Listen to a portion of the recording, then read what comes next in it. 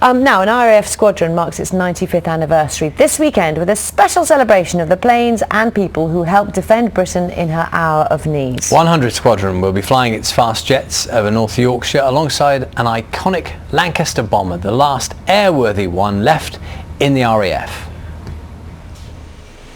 In World War II, the skies of eastern England were where the RAF gathered in formation before heading out for raids on the continent. And occasionally, a ghost from the past can still be seen here. This Lancaster bomber, one of only two airworthy in the world, is lovingly preserved by the RAF, right down to the markings from the war. This is partially painted in the colours of a plane from 100 Squadron. The aeroplane is depicting Echo 139, which was a 100 Squadron aeroplane flown by Ron Clark, and he won the DFC flying her. 120,000 people have lost their lives in the service of the air now, so we're a museum without walls and commemorating all those that have lost their lives in the service of the air, but the association with 100 Squadron is important for us now, so it's nice to be able to associate ourselves with a modern unit with a very momentous occasion in the RAF's illustrious history. So to mark this special anniversary, the Hawks from the modern-day 100 Squadron will this weekend fly alongside the RAF's last remaining Lancaster.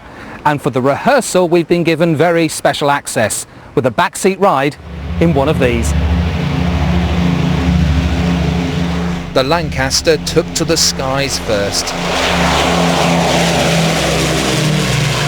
closely followed by the Hawk jets. A few minutes into the flight, we caught up with the old bomber, it flying at its cruising speed and the jets flying about as slow as they can go. But this was a special moment for those involved.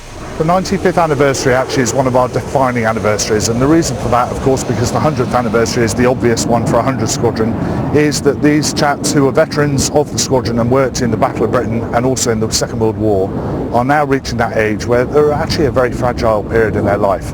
And so I think, very sadly, this might be the last chance they get to come and celebrate all the work that's been done on the 100 Squadron and all their efforts in the Second World War. And as for those veterans, they are looking forward to seeing old and new side by side this weekend. The aircraft became one of the most famous aircraft in Bomber Command because it's one of the very few, one of 35, to do more than 100 operations. It was quite miraculous, really, to survive that many operations.